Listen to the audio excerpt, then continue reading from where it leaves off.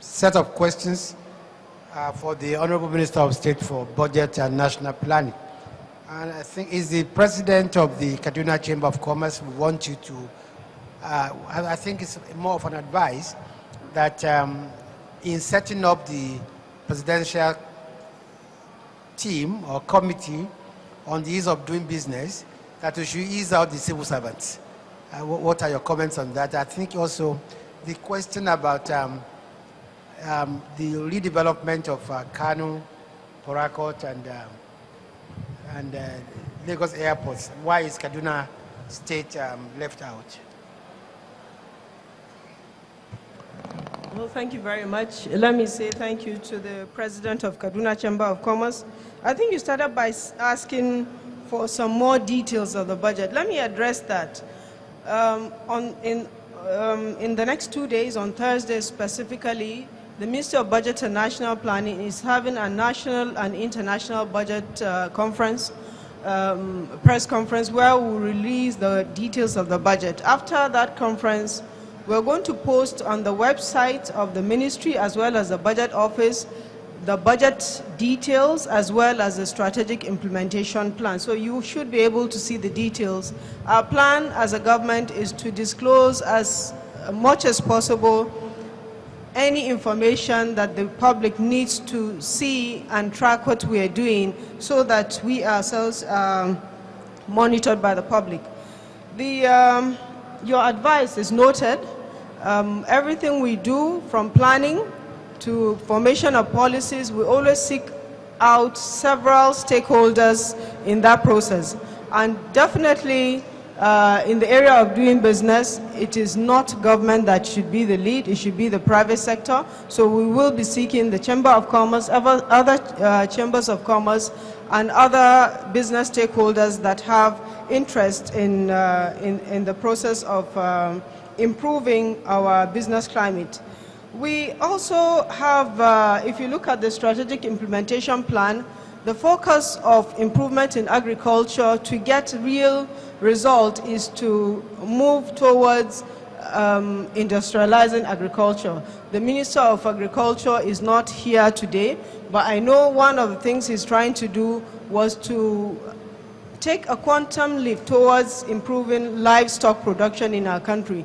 He's looking at partnering with Brazil to bring in some expertise that exists currently in Brazil. I don't know if it will lead into special breed for Nigerians, but he's bringing some special breed of cattle from Brazil to Nigeria. He's also planning to bring some grazing grass, which will be grown so that the cattle can breed in confined environments in the grazing belts so that they can be more productive in terms of milk as well as in beef itself. The 4 airports, Lagos, Abuja, Port Harcourt, and Kano, are scheduled as the first batch of airports to be rehabilitated. And the choice was for these airports to be rehabilitated so that they can be scheduled for concessioning. That is a form of privatization. After this lot is completed, another set will be selected. Simply because of the limitation of resources that government has right now, it's not possible to rehabilitate all of the airports in the kind of standard that government needs to rehabilitate them at the same time. So Kaduna Airport will come on stream in due course.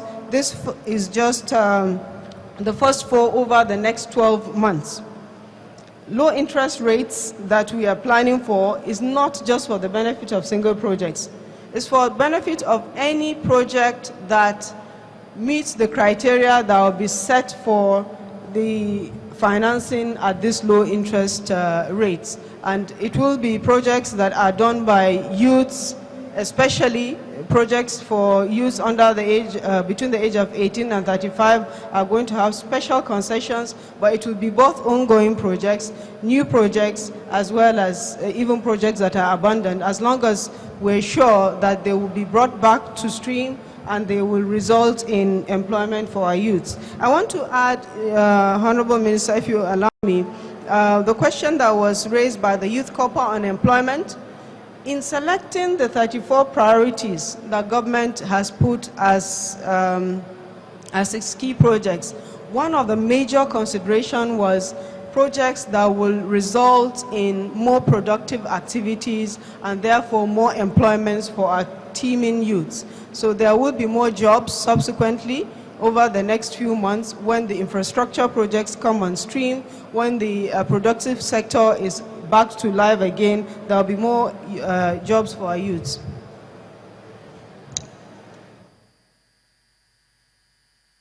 The Honorable Minister for Solid Minerals, I think there are 3 questions for you.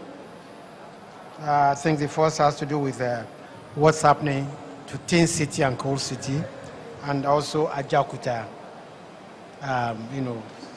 steel industry. Thank you. Thank you, Honorable Minister of Information. Let me thank Alhaji Dembo for the question about employment linkages to particular cities. But in doing that, I would just like to contextualize it. The period to which you referred to, when these cities were associated with particular minerals, you would also recall that that was a time, sir, when the Department of Petroleum was a tiny department within the Ministry of Mineral Resources when Alhaji Shettima Ali Monguno was in charge.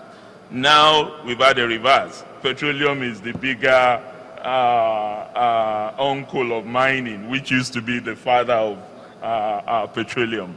But that's an aside, sir. The critical question you've raised, which we're working on, is reviving the brownfields in mining. Tin is gradually returning. We have given licenses to a number of operators who are already mining tin, and tin is being exported as I speak to you from Jos and its environs. But other minerals are also being prospected by investors in the area. We just need to do it on a larger scale and also find a mechanism for enticing investors to become more active there. There are lots of assets from the Nigerian Mining Corporation that we still have that have not been disposed of because the Bureau of Privatization has had some challenges in disposing of those assets. With regards to the Coal City, we're working with the Ministry of Power and Works to ensure that we site generating companies nearer the coal deposits so that we can have this coal put to much more effective use.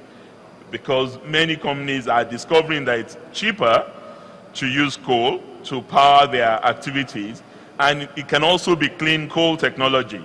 And that's clearly something that we're working on.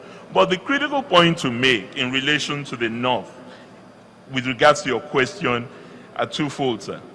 One, what we have discovered is that 70% of the proven high-grade metallic ores that exist in the country exist in the northern part. And the investors can really do more in focusing on exploiting these minerals. Because really, mining is to the north what oil is to the south, particularly the Delta. And we need to find a mechanism to ensure that we turn these opportunities that are available into actual investments for the host communities and for the states that are involved in this. The second is training capacity. Jos still remains the training base for mining in the country. And we're doing a lot to expand the capacity of the Institute of Mines in Jos so that we can bring more young operators into the mining sector by building their capacity. I knew that there would always be a question about steel and Ajaokuta. Ajaokuta is the darling of everybody. What we're doing in order to revive Ajaokuta is twofold. One, Ajaokuta is caught up in a legal conundrum. And we could ignore the legal issues and say all we're interested in is just reviving Ajaokuta and making it work, which is the priority of government. But this is a government that is also focusing on ease of doing business and reassuring investors of the sanctity of their investment in Nigeria. So the problems that the concession that was given to Global Infrastructure Company, an Indian company under the Obasanjo administration, that was revoked under the Yar'Adua administration, is one that we are resolving with the Honorable Minister of Justice and Attorney General. And we're reasonably confident that in no time, maybe within the next 6 months, we would have resolved that. Once we get rid of that, simultaneously, we're negotiating with a range of players. There are many people who are approaching us that they can revive Ajaokuta. The Russians are interested, the Ukrainians are interested, the Chinese are interested. We're looking for the best option that would allow us to get Ajaokuta back to work within the next 24 months.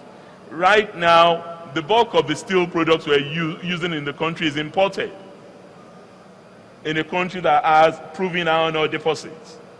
And we can produce at least a sizable portion of the steel that we're utilizing locally. About 30 companies are in Nigeria currently producing steel from scraps. There are those who are not very confident of steel that comes from scrap because of the quality, particularly for high structural construction work. But clearly the evidence shows that steel from scrap can also be efficient use of steel. However, ultimately, we want to make sure that Ajaokuta comes back to use by, one, resolving the legal issues, and two, looking for the best partner that has the resources and the technology to bring Ajaokuta back to effective and immediate use in the shortest possible time. Thank you.